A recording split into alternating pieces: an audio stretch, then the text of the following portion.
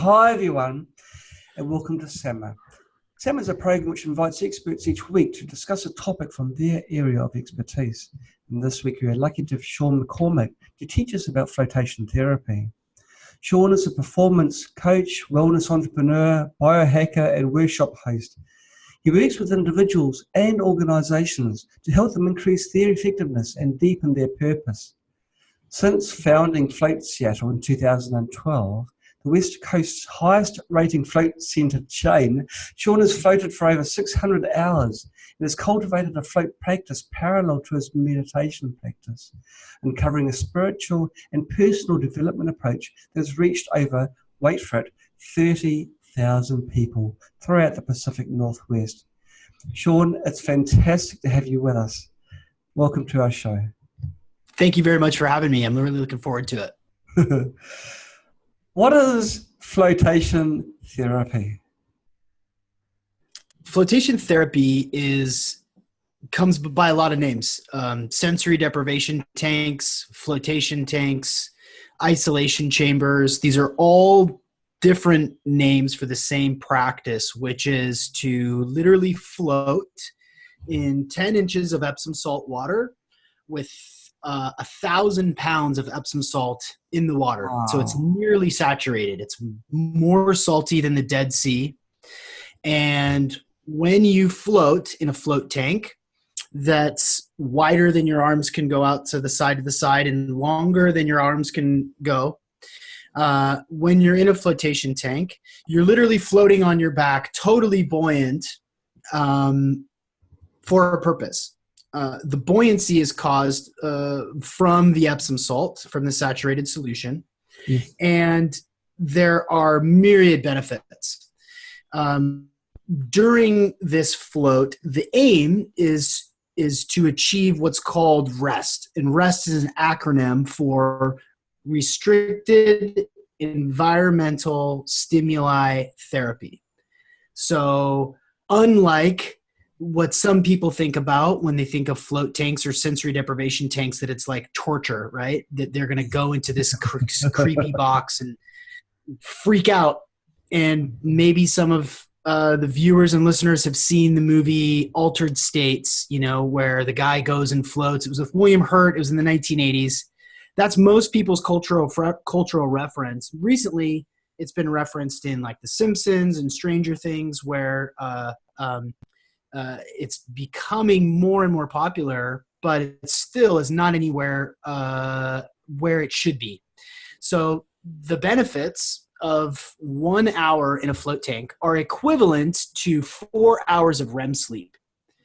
And the reason is because when you float, your parasympathetic system kicks on. So rest, digest, blood flow, those sorts of natural occurring processes in our body begin to come more into the forefront because you are in a parasympathetic state. You're not responding to external stimuli, floating in the dark, or you can leave the light on, in the quiet, or you can turn some music on. But when you're floating in that totally buoyant state, the clinical research shows it helps with anxiety, depression, hypertension, insomnia. There's a giant list of other things that it does, but that was a long explanation to a very simple question, but the rabbit hole is deep. Oh, well, we'll go down that rabbit hole. We'll see where it takes us. But how did you first get involved with flotation therapy? Yeah, I have meditated since I was a kid. My folks taught me transcendental meditation when I was 12. And so my meditation practice has ebbed and flowed, through my teens, high school, into college. And it has shifted from Zazen to mindfulness to TM, back to mindfulness. And in the research on how I could deepen my meditation practice, I kept coming across this reference to sensory deprivation tanks. Yes.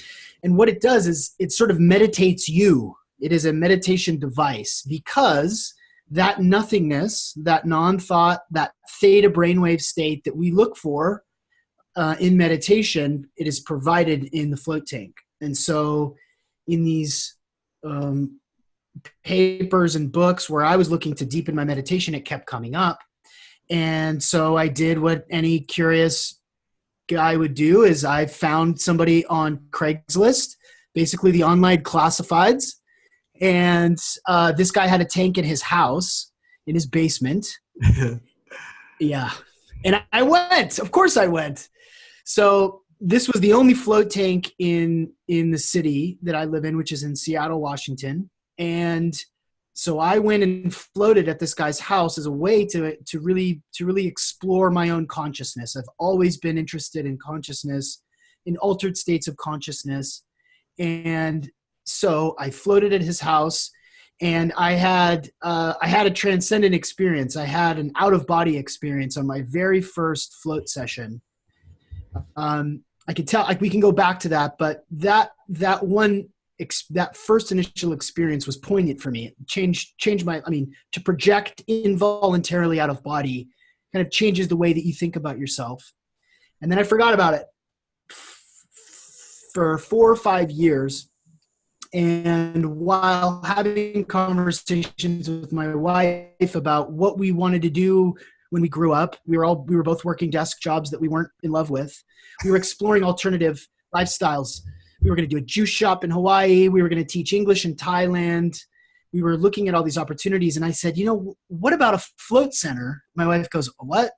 And I go, you remember that one thing I did at that one guy's house? I got naked and floated in his, she's like, oh, I do remember that. And I said, there should be a float center in Seattle. There's one, 6 hours away from us. What do you say we take a look at this? And so she never says yes to any of my shenanigans. So when she said, okay, the doors swung open. I threw myself into the research. How can I bring this to market? How can I start a business? How can I make this like an intricate part of my life, a fundamental part of my life? And 2 years later, we opened our first location in 2012. Your story about going down to a stranger's basement, hopping into a room which has got no lighting, he's got the water. You're a brave person. If you ever watched a horror movie, that's how they almost always start. You go down to the basement. Yeah. And I knew that. I was so committed. I wasn't naive about the risk that I was taking. I was so committed to this. I wanted to try it so badly that I was willing to go to Brian's house, and he invited me in and said, come this way. So he and I went downstairs into his basement. He had kids' toys everywhere. He's a yoga instructor and massage therapist, hippy dippy guy. Yeah. Like, this guy's probably not going to murder me.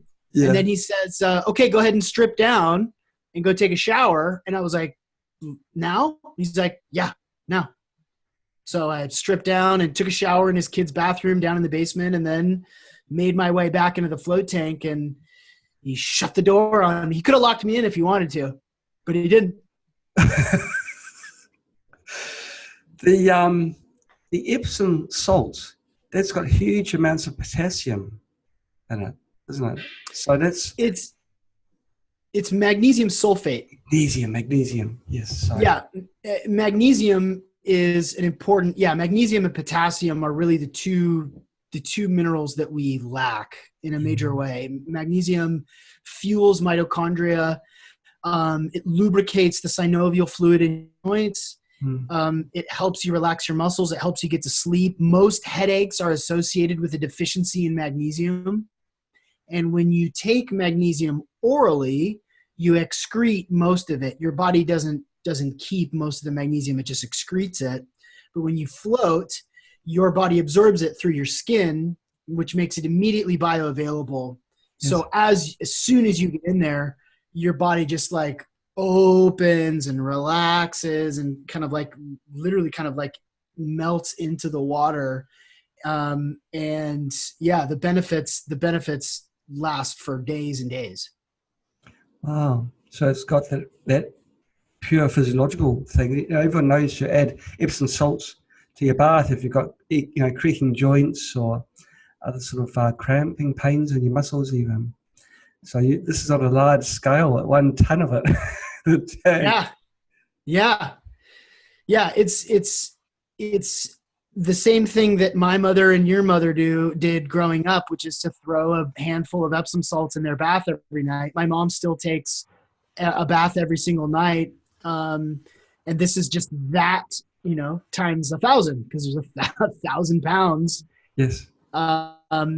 in the float tank. So it's a pretty intense solution. Is the water warm in the tanks? Yes. The water is 93.5 degrees, which is the external temperature of your skin. So the internal temperature is obviously 98.6, but the external layer of your skin is at 93.5. Okay. And so the water is specifically tempered in that way so that you can't really tell what's your body and what's the water. And the atmosphere inside of these float tanks is such that you really do feel like a baby floating in outer space behind you. I mean, it's that consistent. It's specifically designed to allow you to sort of forget about your body, and it's effective. I'm happy you used that as the analogy, because I was just about to say that a baby floating around in the embryonic sac is, I guess there'll be some light passing through the skin and through its eyelids, but it won't have many senses, you know, well, actually hearing it as well, wouldn't it? I think it probably has a lot of senses, but is it emulating in the embryonic state? It is, and a lot of people walk out of their first float and the first thing they say is, wow, that must be what it's like to be in the womb. Because it does feel just like that. It feels just like what it would feel like to be in floating around in amniotic fluid. And you have earplugs in your ears because your ears are under the water. And, you know, good float centers design to block out sound. Yes. So there's no sound coming into the float tank. It's so quiet, and you're so focused and so present with your own body and your own breath and your own heartbeat, like hearing your heartbeat, hearing your respiration, even like hearing your eyelids blink while you're inside the tank. For some people is pretty intense, and yes. and that's what they need. They need to be quiet and sit still and lay back and chill out and breathe, you know?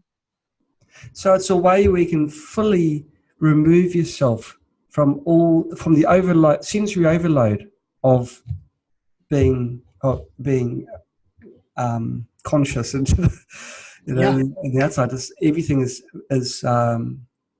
disturbing us. Everything is overloading us, and so in the tanks, it's nothing. It's like the extreme opposite, where you can. Now you'd meditate, right? Does everyone meditate, or most people just lie down and relax?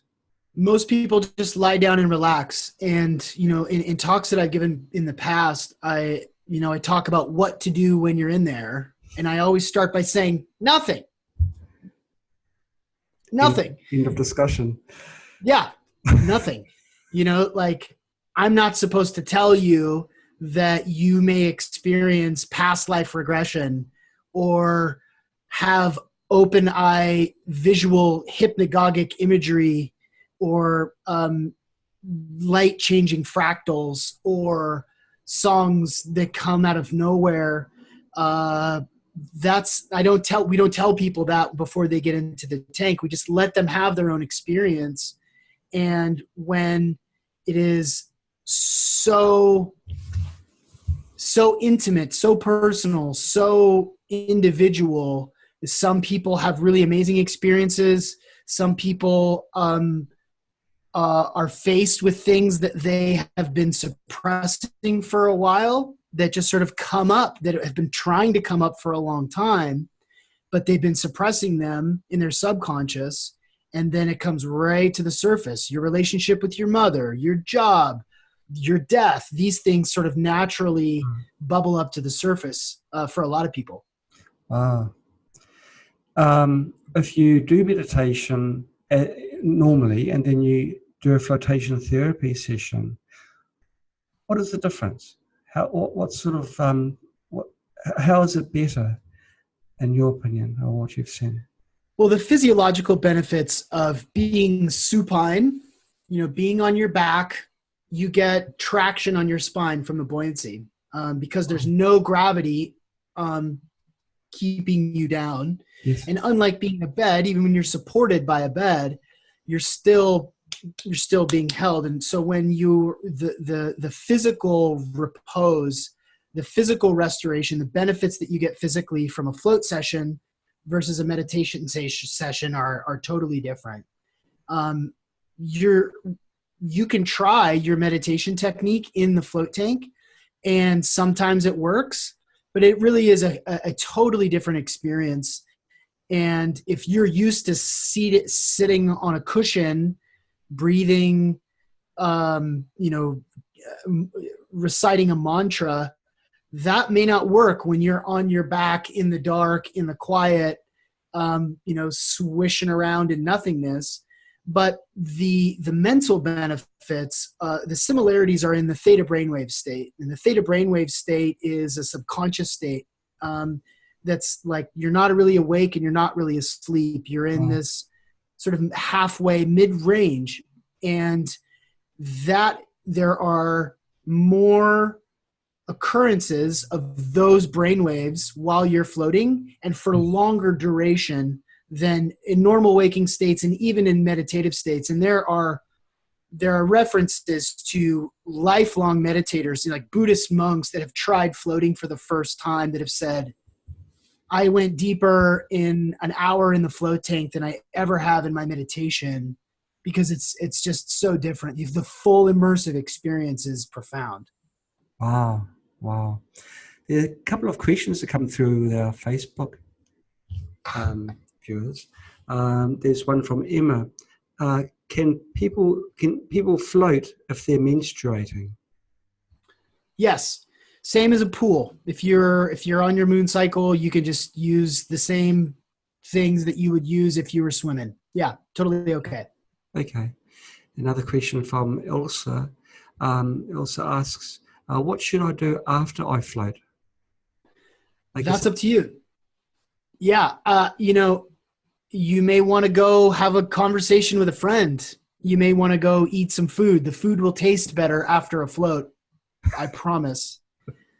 Going for a walk. For some people, the level of tension released in their body from a float session is energizing for them. They may feel like, man, my body feels really great. I want to go for a walk, or I want to go for a run. Most commonly, I think more commonly, is that people are so relaxed by their experience and their mind is so calm that writing in a journal is a good idea.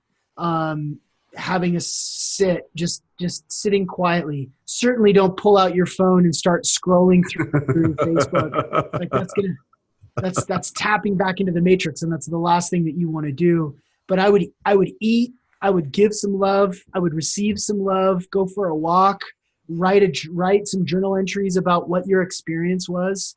Spend some time thinking about what you just went through, because the benefits, both emotionally and spiritually, along with the physical benefits, they last for a long time. So the more that you can align with those, the greater the benefit will be and longer lasting. Now, you've been doing it for a little while now. Have you, in your experience, seen other people's lives change as a result of flotation therapy? Yes. Yeah. There was an ABC News report that came out to our float center. I think this was in 2013 or 2014. And they highlighted one specific woman in that story, this woman named Ashley, who I still stayed in contact with. She was a nurse, so she would work 12 or 16-hour shifts she was in a heightened state even after she was done working, and she was turning to stimulants and drugs and alcohol to like level herself. She was self-medicating negatively. After her first float, she quit drugs and alcohol and totally changed her life and her health. And what she found is that thinking about smoking a cigarette after going through this, it was no longer appetizing for her. You know, I've seen people lose large amounts of weight. I've seen people totally turn around, you know, crippling depression. Yes. I've seen people recover from surgeries, from traumatic PTSD processing. It's fairly common that when people pick this up as a normal practice, it's not a panacea, but it's the close. If this was a pill that you could prescribe, it would be the number one pill in the world. There's no doubt about it. The effects are that immense. And if you stick with it, like anything, like exercise, like eating your vegetables, like meditation, the benefits are cumulative. So after 2 or 3 or 10, or in my case, you know, 640 floats, the benefits, they last longer, and you begin to be more of yourself in a really, really profound way. Right. Well, people that are battle fatigued, if they come back from a war zone, quite often the nation turns their back on these people, especially if and it's very, very sad, because they were willing to give their lives, and they weren't recognised as heroes, which is what they are. So they've got that stigma. They've got the sights that they've seen, what they have experienced. Would flotation therapy help them to live a normal life? Yes, it will. And also, it should be combined with therapy. Yes. Because there are things that are going to come up, episodes from your life, yes, visions from combat that are troubling, right, that demand your attention, that demand that processing. Right. So a few therapeutic modalities that work really well with floating are, you know, Gestalt therapy, somatic experiencing. I'm not sure if you're familiar with that.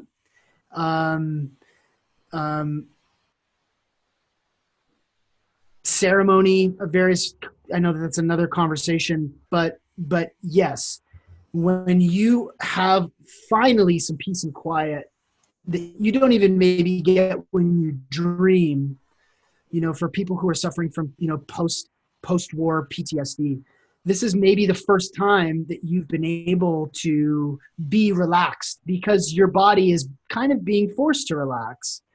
And keeping your eyes open is one technique in the float tank that people don't know what to do. They don't know if they're supposed to keep their eyes open or closed. And if when you close your eyes, you have flashbacks or you have troubling images that come up, yes, you can keep your eyes open and just stare into the dark, yes, and allow your body to process that in a different way. Okay. I wonder why they don't make it a standard practice then, if there are benefits. I wonder if they don't. It's becoming more popular. There are float tanks at blanking on the names, but there's even organizations here in the States, in Virginia, and I think it's called the Veteran Flotation Project, and it's in Virginia, and I forget the names of the guys. I'm blanking on it, but those guys are specifically serving veteran populations. Oh, fantastic. And combining it with other modalities that will help them process their trauma and move on with their life. Wow. We've done some work with the wound, with my float centers, you know, giving steeply discounted or even free floats to veterans, yeah, because it really is a really useful tool for processing trauma and yes, just getting more in touch with yourself. Right.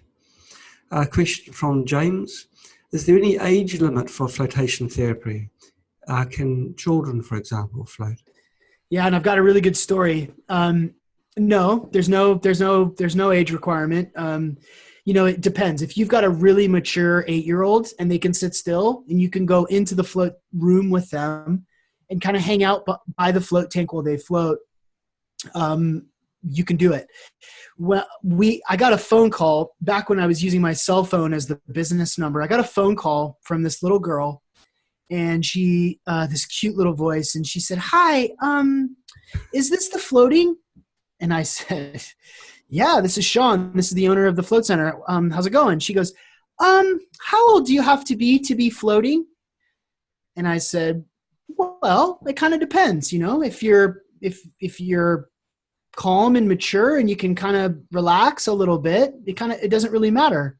And she goes, "Well, I've got a friend who's interested in floating, who thinks it would be really fun and good for her body. And she's young." And I go, "Okay. Are we talking about you?" And she goes, "Yeah." And I said, "What's your name?" She goes, "My name's Maud." And I go, "Nice to meet you, Maud." I said, "Maud, how old are you?" She goes, "I'm 6." And I go, Wow. "Okay. Yes, you can come into float. I probably want to talk to your mom so that we can put a plan together so that you can get in here." And she goes, "My mom's sitting right here." And I got her mom on the phone and I go, "Oh my gosh, who is this girl?" And she goes, "She came out this way. She's going to be president someday. She was born like this." And so I talked to her mom for a little bit. I met them to float. Maud floated, her mom floated, and then the whole family started to float. They bought gift cards for friends, and she got a lot out of it. I think that she has some tactile sensitivities, and there's probably a very strong likelihood that she has some intuitive abilities. She's probably an empath. She may be a channel, definitely an intuit. And so she's sensitive to external stimuli. So to be in that state, to be in that float tank, to have a break from the world, from everybody, was something that she really cherished, and she floated really regularly for a while. So no, there's no age minimum. I would just work with whichever local float center is nearest you to coordinate that. Right. How often would you recommend people, if they do float sessions, how often would you recommend they do that? And it depends. I think intention is important, and it kind of depends on what you're after. If you're doing it as a semi-regular, stress relieving technique modality to help you balance off the rigors of the world, a couple of times a month, every other week is okay to sort of reset. Yeah. If you're battling fibromyalgia, Crohn's, MS, and you're in chronic pain all the time, you can float every single day. You really can't overdo it. We have lots of members that float 4 or 5 times a week because they don't sleep very well, and this is their only time to really recuperate and rest. Okay.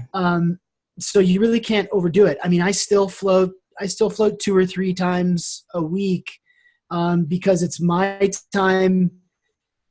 I have my float practice has evolved from, oh my God, how am I going to make this business work? I've got to float. I'm so stressed, to business strategy, to spiritual practice. I recovered from a pretty gnarly motorcycle accident with floating and some innovative physical therapy. So there's really you can't do it too much. Right. To prepare before floating, you've mentioned having a shower first. Are there any other preparation things you need to do? Stretching exercises, anything like that? The suggestions that we give are that you have a little something in your stomach, but not a full meal, so that you aren't having digestion issues while you're inside there, because that's, isn't conducive to relaxation. So we suggest that you have, a little something in your stomach, a banana and some coconut water. No, there's really no preparation. A prayer, setting an intention. My favorite times to float are fasted, usually a 12 or 16-hour fast with a really hard workout, and then go right from that workout right into the float tank to gain those sort of those parasympathetic benefits from going from a heightened state where my endorphins and my dopamine is all up and my circulation, my heart rate is up. To go into the float tank is just like totally incredible. But no, you shower before, you put the earplugs in, you get in, lay back, and the rest is up to you. You get in, lay back, and lay back. Yeah. Now, you mentioned before the tank has got 10 inches of liquid in it. Do even large people float? Yes. We're pretty popular with with professional athletes and college athletes, and there's actually increasing amounts of float tanks going into NBA locker rooms and NFL locker rooms here in the States. It's growing. And so, yeah, I mean, if you're a 360-pound offensive lineman, you'll float the same as Maud, little, 45-pound 6-year-old. It's all the same. So the depth of the water doesn't really matter. Doesn't matter if you sink when you try to float in your pool. You're going to float here no matter what. Right. Can pregnant people float? Yes. My wife floated throughout both of her pregnancies. The benefits are immense. The magnesium absorption, more than a few times my wife and I would float together when she was pregnant. And so every little movement from the baby, sounds from the baby, were amplified in that restricted environmental stimuli environment. So we would sing to the baby and talk to the baby. Pregnant women, it's really, really popular with. And what you can do is you can bring in pool noodles or floaties into the float tank with you for extra neck support or knee support if you want to prop your knees up. Interesting. Because your center of gravity is out of whack. Well, it's not out of whack. It's just you're pregnant. So, your center of gravity is a little bit off, pregnant. So you can manipulate that with the floaties. And also, in some cases, we've seen pregnant women float face down with their arms resting over a pool noodle, foam cylinder, yes, to do this one to get some some pressure alleviated from their spine. Yes. So yeah, it's really popular with pregnant women. Wow. Now, is there anyone that shouldn't go to floating? If people have perhaps a skin disease of some form, are there any cases where you'd say, well, probably best not to? If you have any sort of open wound, you're not going to want to be in there. It's so salty that, even a hangnail on your fingernail, it's going to sting a little tiny bit. Yes. So if you have really bad psoriasis, yes, it's going to hurt if there's any open sores on your body. But the salt water kills any bacteria. Fecal form, any sort of outside contaminant doesn't survive. Just like the Dead Sea, it doesn't survive in the float tank. And then it's filtered 4 times. The whole body of water is filtered 4 times between each session. So the water is way cleaner than any pool you've ever been in. Yes. But above and beyond that, I've heard both sides. People with vertigo who have trouble, who lose balance and get dizzy. I've had some people have amazing floats, amazing experiences because they can settle in and they don't feel dizzy. And I've heard the other way where it's amplified because their orientation is off.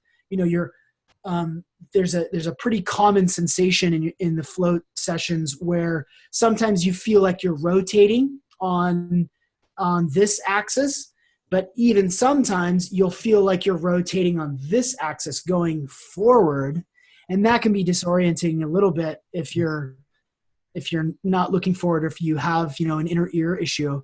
Yes. You can't float if you are if you've dyed your hair in the last 2 weeks, because the hair dye gets zapped out into the float tank. So the float tank zaps all the color out of your hair. If you've had tattoo work done, you're going to want to wait until that's fully healed. But above and beyond that, one of the best things about this is that if you're sick, if you're dealing with something, this is an excellent place to get therapy, an excellent place to get relief, because it's clean and sanitized between each float, and nothing can survive in it. So that nobody's ever contracted anything from a float tank. Wow. I guess To my knowledge. skin conditions would clear up. How about acne on the body? Does that clear up? Yeah, it does. Absolutely. Yeah. I mean, I have a couple of friends who have experienced that, whether they have sort of acne on their back or on their butt cheeks. And what it does is it conditions the skin. That magnesium absorption conditions your dermis. And so when you come out, the water is really viscous. It's slippery because of the salination. Yes. And what that does to your skin is it flushes and detoxifies your lymphatic system. So yeah, your skin comes out feeling really, really good. There's some people that I know that float just for that specifically. Do you need to have a shower? Do you recommend a shower of fresh water after flotation, or do you just pat yourself dry? Yeah, you're definitely going to want to shower afterward to get it out of your hair, to get it off your skin, because it is, dries and it's crystally and sort of crusty. So yeah, for sure, you're going to want to shower afterward. Okay. Now, remember at the very start of this, Sama, where you were asking me, where do we want this conversation to go? Well, let's dive into the rabbit holes. Now, you're talking about experiences that people have while they're doing their flotation. Could you describe some of the experiences to us? Yeah. No boundaries. Just okay. All people come in and say, "Wow, you never believe this," and then they say their story. If you can share some of those with us, please. I've had one story is she was the last float of the night. I was closing down the float studio, and she was just sitting there on the couch after her float, just sort of like not really doing anything, just kind of like dazing, just sort of looking at the wall. Yeah. And I let her be, it's not like, hey, how was that? Did you have fun? Tell me about, it's like, you got to give people space. Yeah, you don't do Krusty the Clown on them, no. Yeah, no. So I gave her space for like 10 minutes, and then I gave her space for like 20 minutes. And I'm like, all right, I got to kind of close this shop up. I walked over to her and I said, how you doing? She said, I'm good. And I said, I'm here if you want to talk about your experience at all. And she goes, okay, here's what happened. I've been going to therapy for about 10 years because I have reoccurring dreams of past lives.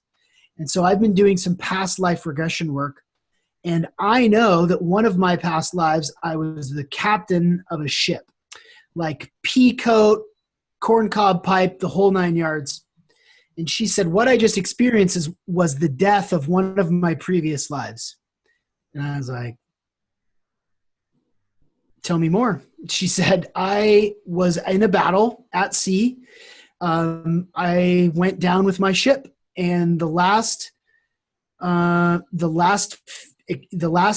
awareness that I had in this waking past life regression inside of your float tank, Sean, was of me finally letting go. I was floating on my back. The cannons were still firing. There was debris in the water. My ship had gone down, and I just finally let go. And I was like, whoa. So she and I talked for another, half an hour about what that experience meant to her. And it was cathartic. It was deeply, deeply profound for her to go through this experience of letting that life go, because she was hanging on to it for whatever reason. Another experience, in my first float session, I left my body, and it got that later spurned on an astral projection practice that I kept up with inside the float tank for about a year, where I was projecting out of body fairly frequently with recall from the float tank. But this was involuntary. I popped out of the tank, this sound happens, and I am suddenly in this guy's basement, and I turn it 180 and I look back at myself down floating in the float tank. I'm like, okay. And I have been meditating long enough and done enough psychedelics that I know to just keep calm in those situations. It's going to be okay. So I kept calm, and then I zipped out into his backyard, and I saw his backyard, and I saw his dog, and I came back into the house, and I saw his kid's bedroom, and then finally came back into my body, which was the second involuntary out-of-body experience that I had in my life. What's more common experientially is this natural meditative process where people sometimes will come out and go, that felt like 20 minutes to me. How on earth was that an hour? When the music came on to let me know my float was finished, I thought I had been cheated out of my float session, and I was pissed until I realized that I looked at my watch and it was an actual hour. What happens is that when people go into that theta brainwave state, it's punctuated by this feeling, this losing track of time. Time is sort of inconsequential when you're floating like a baby in outer space. And so an hour feels a little bit more like 20 minutes. People maybe think that they've fallen asleep. Sometimes they do, but more often than not, they were just meditating and they've never felt that before. Some people have hypnagogic imagery, which is, the sort of visuals that you get. I don't like the word hallucinations because it sort of marginalizes that visionary state.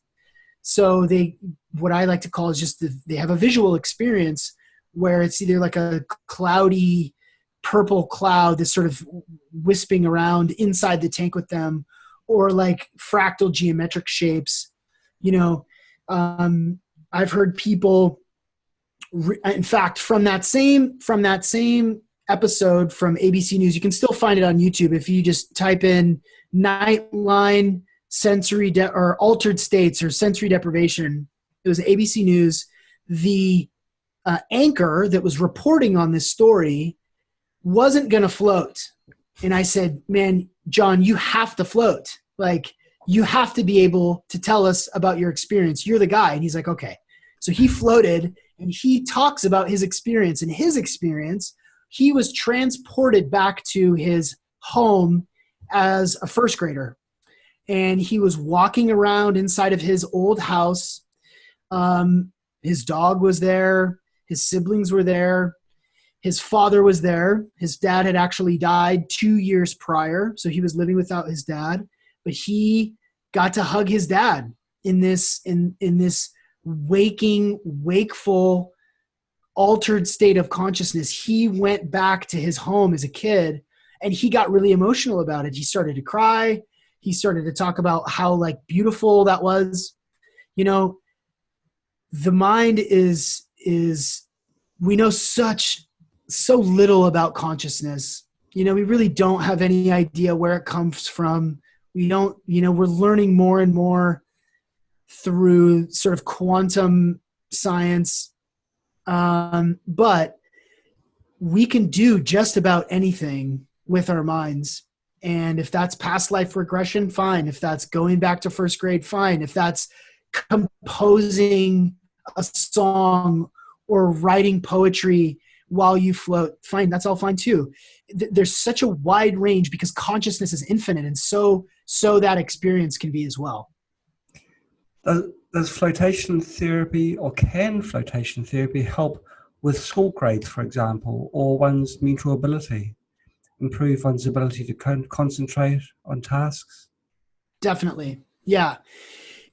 Because you're not processing external stimuli, it's an excellent study tool. We've got a lot of college students that go to let the information that they've been studying sink in a little bit.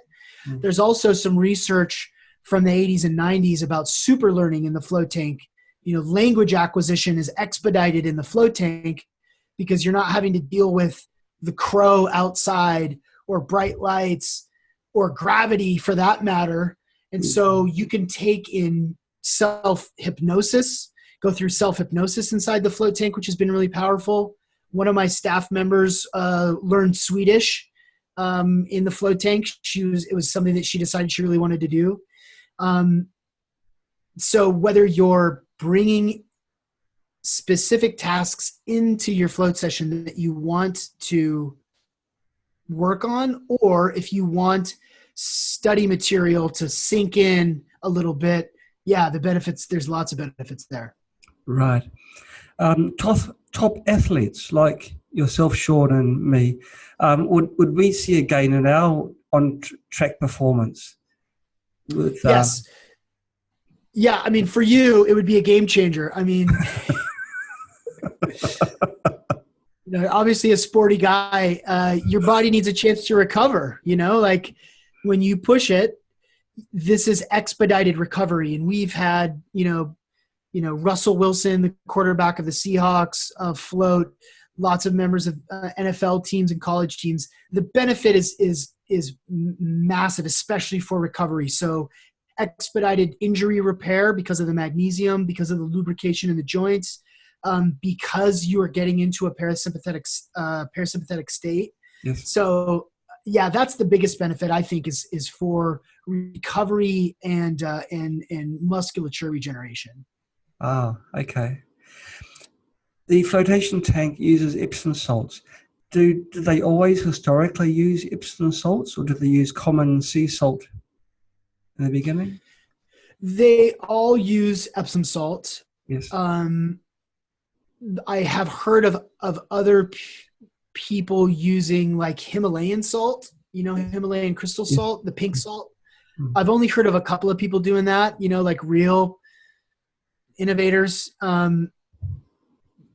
Way more out there hippies than me, using Himalayan salt. We actually add some Himalayan salt to the float tanks, just for added absorption of electrolytes and minerals. But Epsom salt is really the go-to.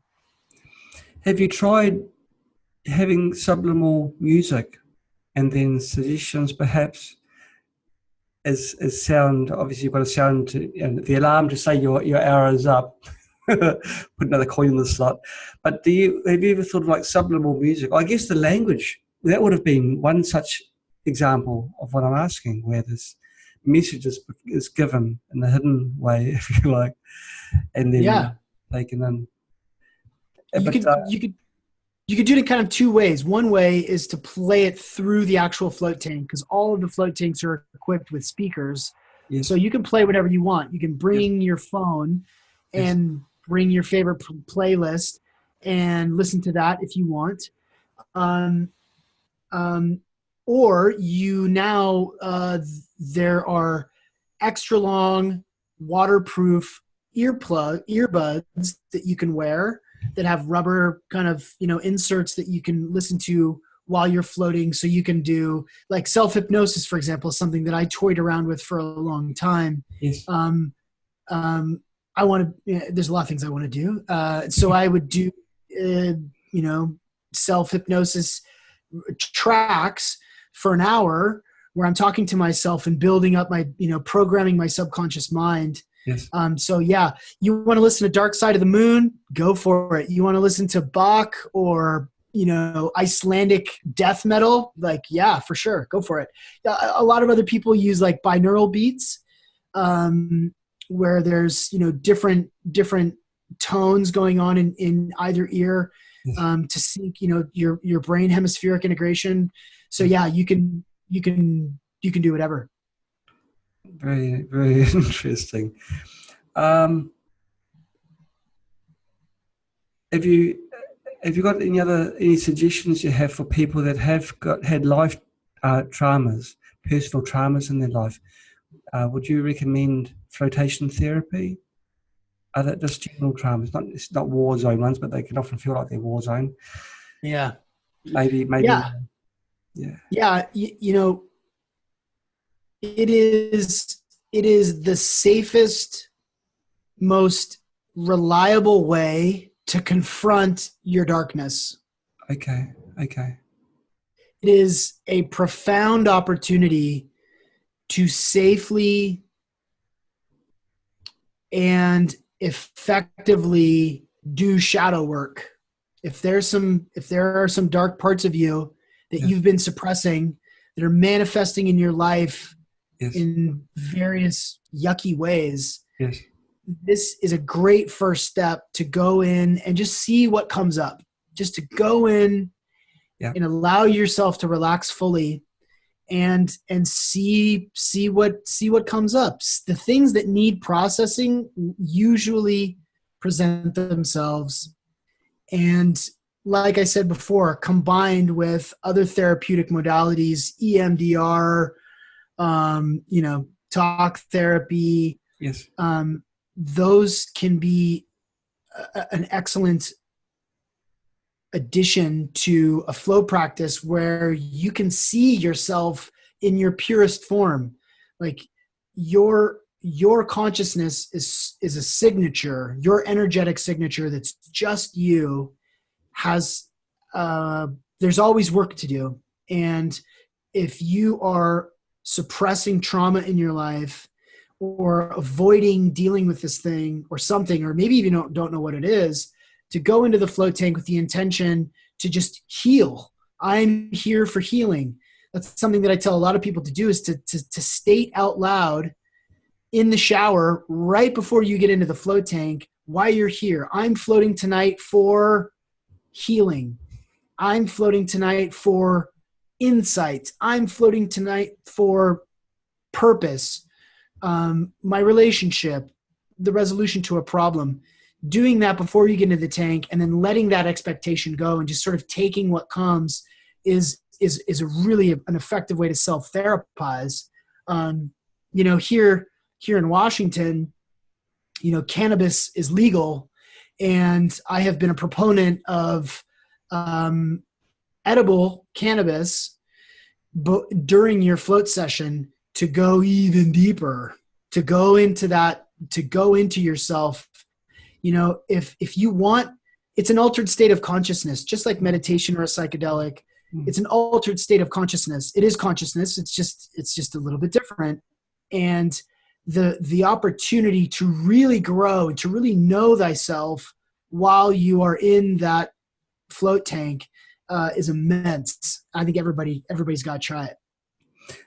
You said earlier you had an out-of-body experience, and you also made a small comment as you're saying the story, how you had your experience and knew to keep calm.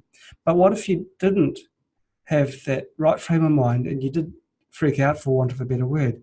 Is there like a pull cord to say, look, guys, I want to get out? It's up to you. Yeah, you can leave the light on, or if it's off, you can turn the light back on. You can lean forward and push the door open. Oh. So it's not like, so you're not locked in. If you need to get out, go take a cold shower, like regroup, totally okay. Yes. What happens more often than not is people who are having a hard time in there, if they're fidgety, if you move too much, you're likely to get some of that water in your eye, and it is so salty that it stings. Yes. And that can kind of like, whoa, it can disrupt your zen, your chill a little bit. So if you're having a hard time with whatever you're experiencing, just open the door, get more air in there, turn the light on, go jump in the shower and rinse off and get back in. Yeah. Do people that have got claustrophobia, can they go in the tanks and they're okay with it? Yeah, that's the first objection that we hear is, well, I don't like tight spaces. Well, nobody likes tight spaces. Nobody wants to get locked in an elevator, but that's not what this is.